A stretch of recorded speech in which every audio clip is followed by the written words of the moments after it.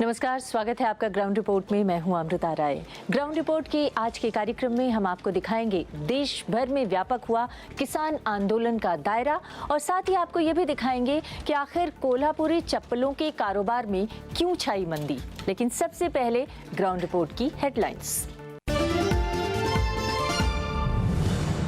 सरकारी कोशिशों के बावजूद किसानों के आक्रोश में कमी नहीं। देश भर के किसान एकजुट, फसलों की सही कीमत के लिए ठोस कदम उठाने की मांग।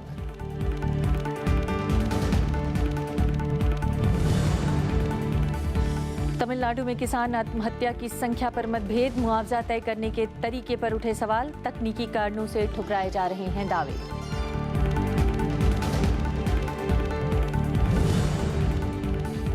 संकट में कोल्हापुरी चप्पल उद्योग, महाराष्ट्र में बीफ बैन के बाद से चमड़े की सप्लाई हुई कम, कारोबार में मंदी से मजदूर परेशान।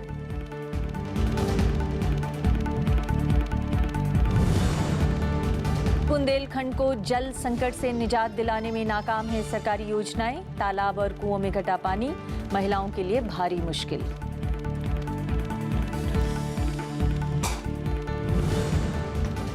ग्राउंड रिपोर्ट की पहली खबर किसानों के आंदोलन से जुड़ी हुई है। किसानों ने अपने आंदोलन का दायरा व्यापक करने का फैसला किया है और अपनी मांगों को लेकर अब वो सरकार के सामने एक लंबी दरख्वास्त रख रहे हैं। प्रधानमंत्री ने हमारी पीड़ा देखते हुए कहा, 20 राज्यों के किसान नेता शुक्रवार को दिल्ली में जुटे। बैठक में देश के अलग अलग हिस्सों में चल रहे किसान आंदोलनों को राष्ट्रीय स्वरूप देने का खाका तैयार किया गया। फिलहाल लड़ाई 2 मुद्दों पर होगी। किसान संगठनों की मांग है कि सरकार देश भर के किसानों के कर्ज माफ करे और उपज का लाभकारी मूल्य मिले। किसानों का कहना है कि ये वही मांगे हैं जिसका वादा बीजेपी ने 2014 में किया था। तो हम लोगों ने केवल सरकार के लिए 2 बिंदु रखे हैं और 2 बिंदु वैसे बिंदु हैं जो प्रधानमंत्री ने खुद वो अपनी मोहर लगाई है उसके ऊपर, क्योंकि देश का किसान बहुत क्लियर है कि मिनिमम सपोर्ट प्राइस प्रॉफिट के बिना अब नहीं लेंगे। दूसरा मुद्दा जो है वो है कर्जा माफी का। किसानों की शिकायत है कि हर मोर्चे पर उनकी मुसीबतें बढ़ रही हैं, लेकिन सरकार ध्यान नहीं दे रही। बैठक में 6 जुलाई को मंदसौर से यात्रा शुरू करने का भी फैसला लिया गया, जो 2 अक्टूबर को चंपारण में खत्म होगी। अखिल भारतीय संघर्ष समन्वय समिति बनाई गई है जो बड़े फैसले लेगी। किसान संघर्ष समन्वय समिति, ये समिति बनी है। इस समिति में जितने भी संगठन आए हैं उनमें से हर संगठन का एक प्रतिनिधि होगा और जो संगठन और जुड़ेंगे उनका भी एक एक प्रतिनिधि होगा। तो ये सबसे बड़ी प्रतिनिधि सभा होगी जिसमें सब बुनियादी निर्णय लिए जाएंगे। Today all farmers join together. Yeah, we will fight for our right. It is the democracy country. We have the right to fight. देश के अलग अलग हिस्सों में अपनी मांगों को लेकर किसान सड़कों पर भी उतरे। 3 घंटे के राष्ट्रीय राजमार्ग पर चक्का जाम का हरियाणा, राजस्थान और मध्य प्रदेश समेत कई राज्यों में असर दिखा। के आगे की जो रणनीति है, उसके आगे की रणनीति 19 तारीख को फिर राष्ट्रीय किसान महासंघ की मीटिंग दिल्ली के अंदर होगी, जिसके अंदर आगे देश में इस आंदोलन को कैसे सिरे चढ़ाया जाए, कैसे किसानों की बात मनवाई जाए, उसके ऊपर फिर चर्चा होगी। उधर जोधपुर में किसानों ने प्याज को सड़कों पर बिखेर कर अपना आक्रोश जाहिर किया।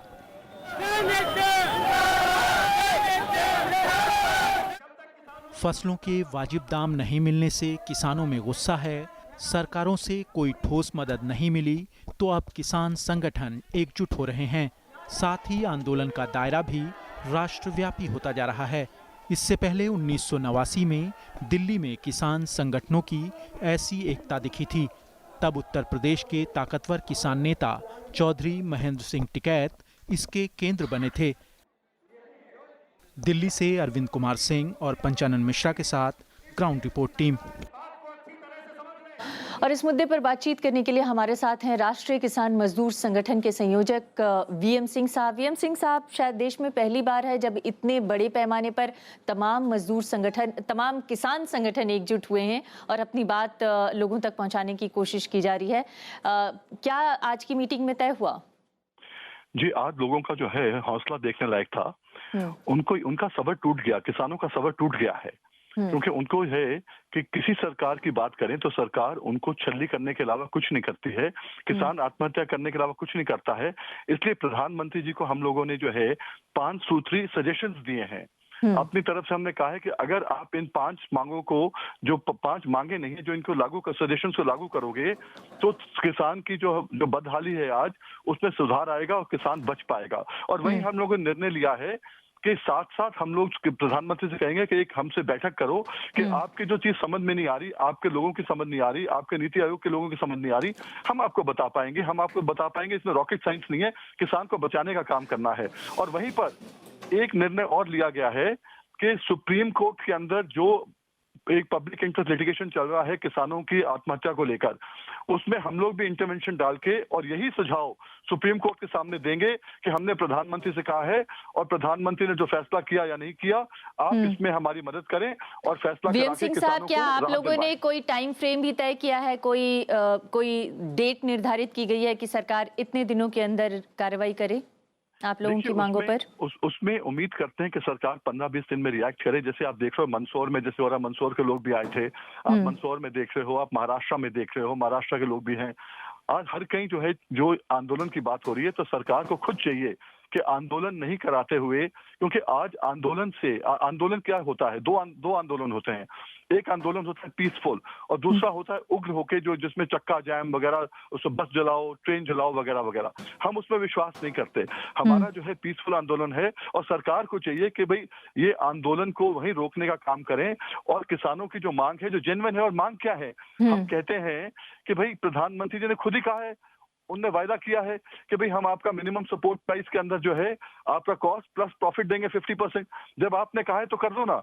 आपने कहा है कि हम जो है आपका कर्जा माफ करेंगे। अरे जब आप हमारी पीड़ा समझ रहे हो, आपको समझ में आ रहा है कि किसान का कर्जा रहेगा तो मिनिमम सपोर्ट प्राइस बढ़ भी गई तब भी किसान का उससे कर्जे में पैसा निकल जाएगा, और मिनिमम सपोर्ट प्राइस नहीं बढ़ाई और कर्जा माफ कर दिया तब भी कोई फायदा नहीं होगा। लेकिन सिंह साहब, सरकार ने अपनी तरफ से कर्जा माफी का ऐलान तो किया है, उत्तर प्रदेश में हुआ है, महाराष्ट्र में हुआ है, मध्य प्रदेश सरकार भी अपनी तरफ से कई तरह की राहत देने की बात कर रही है, उसके बावजूद किसानों में असंतोष क्यों है? देखिए, इसलिए है क्योंकि आप जो है पिक एंड चूज करने की बात करते हो, आप भेदभाव की बात करते हो। प्रधानमंत्री ने कहा सबका साथ सबका विकास, और आज किसका साथ की बात हो रही है? उत्तर प्रदेश में 3.5 करोड़ किसानों ने ऋण लिया था और प्रधानमंत्री ने कहा था कि हम माफ करेंगे। उनने ये नहीं कहा था कि हम लघु और सामान्य के करेंगे माफ। उनने ये नहीं कहा था कि हम 1 लाख रुपए तक के कर्जा माफ करेंगे। चलो आप 1 लाख का ही माफ कर दो, पर अब आप कह रहे हो कि 2 करोड़ 15 लाख किसानों का करेंगे। किसी ने 1 लाख से कम का कर्जा लिया नहीं है, तो 2,15,000 करोड़ बनते हैं। आपने अपना बजट रखा है, बजट क्या आज तक नोटिफिकेशन नहीं हुआ है, आपने लिख दिया है कि 36,000 करोड़ माफ करेंगे। कहां से आंकड़े भी तो बैठे हैं। आप 1 लाख की बात कर रहे हो, 10,000 की माफ की बात हो रही है। फिर आपने एक नया शगुफा और छोड़ दिया है। आपने कहा 31 मार्च 2016, उस समय तक जिनने रिन्यू नहीं किया होगा अपना कर्जा, उनका माफ कर देंगे। अरे भाई, किसान रिन्यू नहीं करेगा तो खाद कैसे लेगा, बीज कैसे लेगा? वो तो पैसा लेके रिन्यू करता है और बैंक आजकल खुद घुमा देते हैं। तो इसलिए आप केवल डिफॉल्टर का फायदा करना चाह रहे हो। तो ये जो है ना विरोधाभास जो बीच में है, ये प्रधानमंत्री जी को ठीक करना पड़ेगा। अगर आप दे रहे हैं तो खुल के दीजिए और कहिए आप कॉर्पोरेट सेक्टर को साथ साथ 8-8 लाख करोड़ दे सकते हो। लेकिन वीएम सिंह साहब, एक आखिरी सवाल, उसका संक्षेप में मैं जवाब चाहूंगी। अगर सरकार ने आप लोगों की मांगों की अनदेखी की और नहीं मांगे पूरी हो पाई जो आप लोग मांग रहे हैं, क्योंकि तमाम आर्थिक हलकों से और आरबीआई की तरफ से ये बार बार कहा जा रहा है कि ये फीजिबल नहीं है, तो अगर नहीं पूरी हुई आप लोगों की मांगे तो आप लोग क्या करेंगे? देखिए, आर्थिक जो सलाहकार कुछ भी कहें, हमारा कहना है कि अगर सरकार की विल नहीं है, उनकी नीयत नहीं है, तो फिर हम लोग एक ही दिन में तय करके और हम लोग जो है पूरे देश के अंदर आंदोलन करेंगे, पीसफुल करेंगे। पर एक मांग को लेकर पूरे के पूरे देश के अंदर वही मांग उठेगी कि पूरे देश को मालूम चले कि जो किसान आपको खिलाता है वो केवल गोली खाने के लिए नहीं बैठा है, उसको कम से कम अपने बच्चे भी पालने होते हैं। जी, बहुत बहुत धन्यवाद हमसे बातचीत करने के लिए वीएम सिंह साहब। तो अभी आपने देखा किसान समन्वय समिति जो बनाई गई है उसमें एक पार्टिसिपेंट हैं वीएम सिंह, जो अपनी तरफ से ये बातें रख रहे थे कि प्रधानमंत्री के सामने उन लोगों ने क्या मांगे रखी हैं और उनकी क्या गुजारिश है। अब तमिलनाडु के किसानों का रुख करते हैं। तमिलनाडु में भी किसान लगातार परेशान है। 140 साल का सबसे बड़ा सूखा वहाँ पर पड़ा हुआ है और पिछले 6 महीने के दौरान वहाँ पर 400 किसानों ने आत्महत्याएं कर ली, ये किसानों का कहना है। हालांकि सरकार इसके लिए इन आंकड़ों पर विश्वास नहीं करती और सरकार ने सिर्फ 82 किसानों को ही मुआवजा देने का फैसला किया है, उनका ही एफआईआर दर्ज किया है और जिनके एफआईआर के बाद भी जिन्हें मुआवजा दिया गया है वो भी शायद पर्याप्त नहीं है, इसलिए किसानों का आक्रोश यहाँ पर भी बरकरार है। तमिलनाडु के करूर जिले की रहने वाली लक्ष्मी 9 जनवरी 2017 का दिन याद करते ही रो पड़ती हैं। उनके पति पेरेन्नन ने पत्नी के गहने गिरवी रखकर सिंचाई के लिए बोरवेल खुदवाया, लेकिन उससे उनकी फसल नहीं बची तो उसी बोरवेल में कूदकर जान दे दी। लेकिन इसे किसान आत्महत्या नहीं माना गया और इसके लिए मुआवजा भी नहीं मिला। நகை அடகு வச்சிருக்கிறோம், நகை 3 நகை அடவில் இருக்குது, 1 ஃபைனான்ஸில் இருக்குது, ஒரு காப்பு, 1 தாலி குண்டு, மீதி எல்லாம் சொசைட்டியில் வச்சுருக்கோம் சார்। तिरुवारूर की लता और नागापट्टनम की कविता की पीड़ा भी कुछ अलग नहीं। दोनों के पतियों ने फसल खराब होने के चलते खुदकुशी कर ली मगर मुआवजा नहीं मिला, जबकि तंजावुर की सावित्री मुआवजा पाने में कामयाब रहीं। उनके पति की धान की फसल खराब हो गई, वो सदमा बर्दाश्त नहीं कर सके और हार्ट अटैक से बीते साल नवंबर में उनकी जान चली गई थी।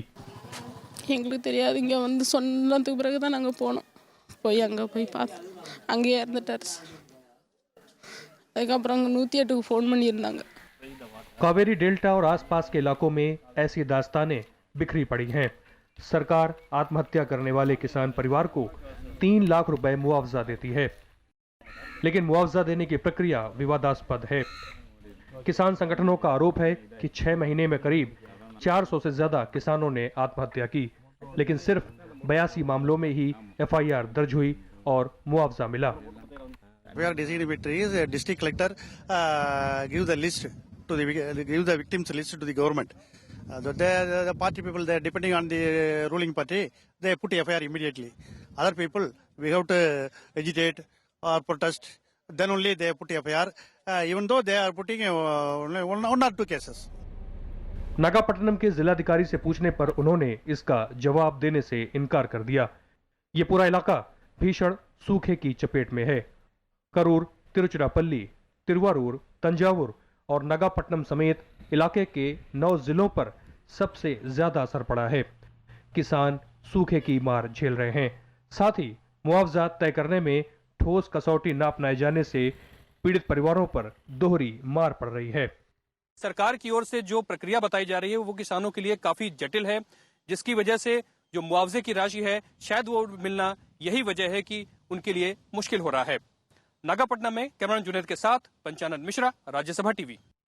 कहने को तो देश में किसानों के लिए सैकड़ों छोटी बड़ी योजनाएं चल रही हैं, लेकिन फायदा इसका किसान नहीं उठा पा रहे हैं। हकीकत ये है कि वो अपनी फसल का लागत भी नहीं निकाल पा रहे हैं।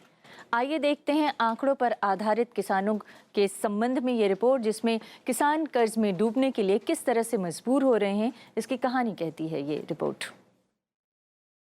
खेती का बढ़ता खर्च, आमदनी में कमी, कर्ज में डूबा किसान और फिर खुदकुशी। दिल दहलाने वाली ऐसी खबरें पहले महाराष्ट्र के विदर्भ, तेलंगाना और बुंदेलखंड से ही आती थीं। बाद में इसमें नए इलाके भी जुड़ते चले गए। हरित क्रांति की कामयाबी में अहम भूमिका निभाने वाला हरियाणा, पंजाब और पश्चिमी उत्तर प्रदेश जैसे इलाकों से भी किसान आत्महत्या के मामले सामने आने लगे। औद्योगिक और कृषि विकास के आंकड़ों में रिकॉर्ड बनाने वाला गुजरात भी इससे अछूता नहीं रहा। भारत में बीते 2 दशक यानी 1995 से 2015 के बीच किसानों की आत्महत्या का आंकड़ा 3 लाख पार कर चुका है। एनसीआरबी के मुताबिक 2015 में खेती किसानी के सभी मामलों में खुदकुशी के 12,602 मामले दर्ज हुए, जो 2013 और 2014 के मुकाबले कहीं ज्यादा रहे। हालांकि इससे पहले आंकड़ों पर नजर डालें तो स्थिति भयावह ही नजर आती है। 60 to 65% जो फार्मर सुइसाइड्स का केस है, वो टेनेंट फार्मर्स का केस है। उसको गवर्नमेंट रिलीफ भी नहीं देती, क्योंकि उनका पास कोई एग्रीमेंट होता नहीं, तो सरकार देती है लैंड ओनर को, और लैंड ओनर के साथ शेयर नहीं करती ज़्यादातर। तो ऐसी सिचुएशंस में उनकी हालत तो बहुत दयनीय है। किसान आत्महत्या के सबसे ज्यादा मामले महाराष्ट्र, कर्नाटक, तेलंगाना, मध्य प्रदेश, छत्तीसगढ़ और तमिलनाडु से हैं। 2015 में किसानों की कुल आत्महत्या में 87% से ज्यादा मामले इन्हीं 7 राज्यों में सामने आए हैं।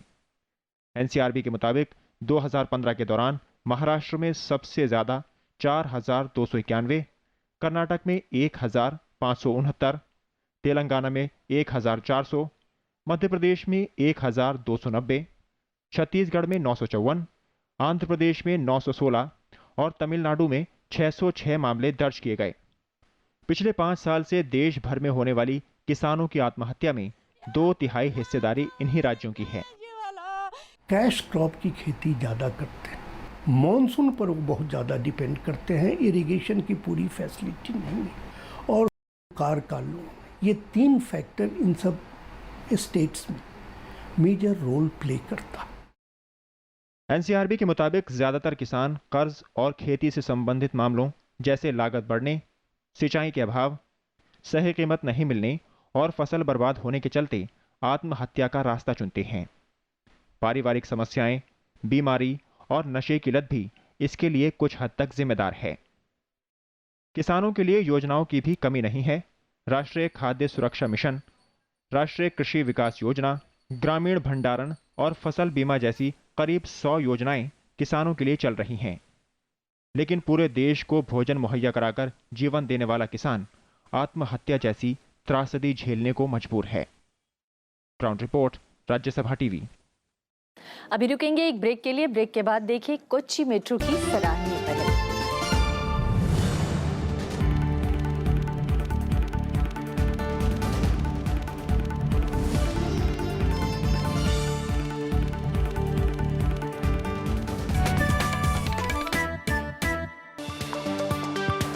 मीडिया मंथन में आज हम बात करेंगे मीडिया में किसानों की कवरेज की। किसान खबर तब है जब वो आत्मदाह कर लेता है। किसान खबर तब है जब वहाँ जातीय दंगे होते हैं गाँव में। किसान एक ऐसा विषय है जिस पे आपको अपने काम को, मीडिया को कंसिस्टेंट बनाना पड़ेगा। वो कंसिस्टेंसी नहीं मिल पा रही है मीडिया में। इलेक्ट्रॉनिक मीडिया जो है वो एजेंडा तय कर रहा है और उसके पास एजेंडा है नहीं। आखिर ये मुद्दे कौन से थे जिनके नाते आज पूरा देश का किसान आंदोलित है। देखिए मीडिया मंथन शनिवार शाम 7:30 बजे सिर्फ राज्यसभा टीवी पर। ग्राउंड रिपोर्ट में इस हफ्ते हम आपको दिखा रहे हैं देश भर में जल संकट की खबरें।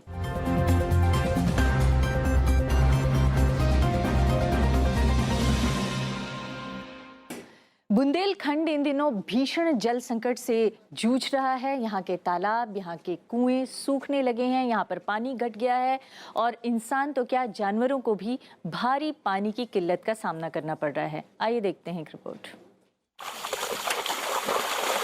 तालाबों में गिरता जल स्तर, सूखे कुएं और सिकुड़ती नदियां, बुंदेलखंड में पानी के अभाव की कहानी बयां करती ये तस्वीरें। इन हालात के बीच लोगों की जिंदगी बामुश्किल चल रही है। कि समस्या यही पड़ते हैं कि नहीं, यहाँ नहीं आते हैं पानी आने कहीं से, तो यही में एकदम दिक्कत पड़ते हैं थोड़ी। जानवरों कैसे पानी पिलाते हो? जानवर कहीं टैंकर से आते हैं पानी तो पिलाते हैं, नहीं तो पानी नहीं मिलते हैं। चेक डैम बनाए गए सर, तालाब खेतों में खुदवाए गए, लेकिन बरसात के बाद खुदवाए गए। उनसे हम लोगों को कोई लाभ नहीं मिला। बरसात निकलने के बाद वो बने। पानी की कमी से सबसे ज्यादा परेशानी महिलाओं को होती है। रोजमर्रा की जरूरतों के लिए भी दूर दराज से पानी लाना पड़ता है। गड्ढे से बूंद बूंद इकट्ठा करती ये महिला मिसाल है यहाँ मौजूद हालात की। इसलिए गर्मियां आते ही यहाँ से पलायन जोर पकड़ने लगता है। हमारे बाबा पर बाबा भी पानी मांगते रहे और आज हम भी पानी मांग रहे हैं। यहाँ बिल्कुल 2-4 से 8 गांव ऐसे हैं कि पिछले साल भी कुआं तालाब की जिंदगी के ऊपर सारी यहाँ की व्यवस्था है पानी की, तालाब हैंडपंप प्लस कुआं। हाल में राज्यसभा में भी ये मुद्दा उठा। कृषि एवं किसान कल्याण राज्य मंत्री पुरुषोत्तम रूपाला ने बताया कि प्रधानमंत्री कृषि सिंचाई योजना के तहत बुंदेलखंड समेत पूरे देश के किसानों के लिए 20,000 करोड़ रुपए खर्च करने का लक्ष्य रखा गया है। इसके अलावा नीति आयोग ने पिछले साल 264 करोड़ रुपए जारी किए थे। इससे पहले भी बुंदेलखंड में जल संकट को दूर करने के लिए कई योजनाएं लागू की गईं। उत्तर प्रदेश सरकार ने करोड़ों रुपए की खेत तालाब योजना शुरू की। अब योगी आदित्यनाथ सरकार ने बुंदेलखंड के लिए 47 करोड़ रुपए जारी करने का ऐलान किया है। स्थानीय स्तर से भी काफी अधिकारी आए और आदेश दिए गए कि यहाँ पे नलकूप लगाए जाएं, पानी की व्यवस्था की जाए, पेयजल की। तो कुछ योजनाएं आई तो, पर समय निकलने के बाद उत्तर प्रदेश और मध्य प्रदेश के 13 जिलों में फैले बुंदेलखंड पर लगभग हर साल सूखे की मार पड़ती है, जबकि यहाँ के बाशिंदों को कुदरत के इस कहर से निजात के दावे अब तक जमीन पर नहीं उतरे हैं। बुंदेलखंड के हमीरपुर से ground report, Rajya Sabha TV. Maharashtra की कोल्हापुरी चप्पलें भारत में ही नहीं विदेशों में भी काफ़ी पसंद की जाती हैं। इसका दशकों पुराना इतिहास रहा है, लेकिन अब ये कारोबार कमज़ोर पड़ रहा है। इसकी वजह से इसके कारीगर भी काफ़ी निराश हैं और उनके सामने रोजी रोटी का संकट खड़ा हो गया है। महाराष्ट्र के कोल्हापुर का चप्पल बाजार, चप्पलें यहाँ की पहचान हैं। दूर दूर से लोग इन्हें खरीदने आते हैं। इसके कारीगरों के लिए कमाई का यही एकमात्र जरिया है। कुछ वक्त पहले तक कोल्हापुर में बड़े पैमाने पर चमड़े की चप्पलों को बनाने और बेचने का काम होता था, लेकिन राज्य में बीफ से जुड़े कानून में संशोधन के बाद इसका कारोबार सुस्त पड़ गया है। भाजपा सरकार ने पूरा जो टेंडरी का कटिंग है, मटन है, सब बंद कर दिया। इसकी वजह से पूरा लेदर का ये हो गया, टंचाई निर्माण हो गई है। अभी इसके वजह से क्या करना पड़ेगा, पहले रॉ मटेरियल के लिए हमारे इधर कोल्हापुर में टेंडरी खोलना, जो भी बंद है वो चालू करना पड़ेगा। महाराष्ट्र सरकार ने एनिमल प्रोटेक्शन एक्ट 1995 में संशोधन किया। 2015 में अमल में आए संशोधित प्रावधानों के तहत गाय के अलावा बैल और इस प्रजाति के दूसरे जानवरों की हत्या पर रोक लगा दी गई। इसका चमड़ा कारोबार पर बुरा असर पड़ा। केंद्र सरकार ने कोल्हापुरी चप्पलों के लिए क्लस्टर बनाने का ऐलान किया था, लेकिन जगह नहीं मिलने की वजह से वो लंबित पड़ा है। अभी हमें चप्पल क्लस्टर केंद्र शासन का स्कीम हमने मंजूर कर के लिए है। पूरे 15 करोड़ रुपए गवर्नमेंट ने हमें मशीन के लिए दिए है, लेकिन मशीन रखने के लिए, फैसिलिटी सेंटर करने के लिए हमारे पास जगह नहीं। सब सुविधा हो क्लस्टर में, लेकिन क्लस्टर चालू होना मांगता है, इसलिए थोड़ा तो गवर्नमेंट ने हमें सपोर्ट करना चाहिए। महाराष्ट्र में चमड़े का बाजार कमजोर होने के बाद कानपुर और चेन्नई से चमड़ा मंगाया जा रहा है। इससे ट्रांसपोर्टेशन खर्च बढ़ गया है। नतीजतन चप्पलों की उत्पादन लागत बढ़ गई है। चमड़ा भी अच्छी किस्म का नहीं मिलता। इसका सबसे खराब असर छोटे कारोबारियों पर देखा जा रहा है। कोल्हापुरी चप्पलें लंबे समय से भारत में फैशन का हिस्सा रही हैं। इनका इतिहास दशकों पुराना है। ऐसे में जरूरत है इस कारोबार को नए सिरे से संभालने की। महाराष्ट्र के कोल्हापुर से ग्राउंड रिपोर्ट, राज्यसभा टीवी। और अब एक नजर इतिहास के पन्नों पर। अनाज की पैदावार बढ़ाने के लिए पहली पंचवर्षीय योजना में कृषि निवेश और चकबंदी पर जोर दिया गया। आइए आपको दिखाते हैं कृषि में सुधार के लिए इतिहास में क्या क्या किया गया।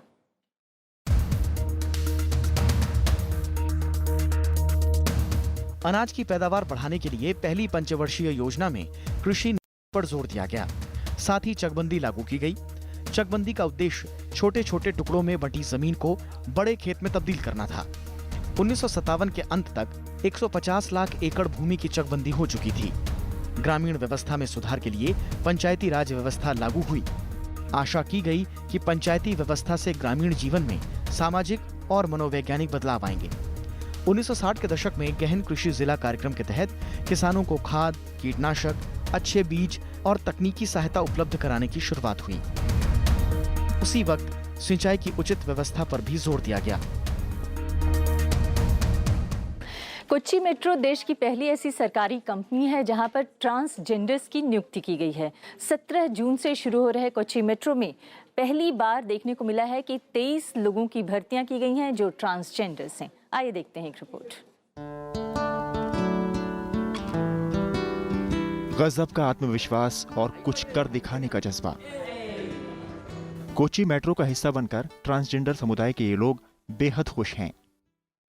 कोची मेट्रो के लिए चुने गए 530 कर्मचारियों की सूची में इन्हें भी शामिल किया गया है। सभी को योग्यता के आधार पर जिम्मेदारियां दी जा रही हैं। इनमें हाउसकीपिंग से लेकर टिकट काउंटर संभालने तक के काम शामिल हैं।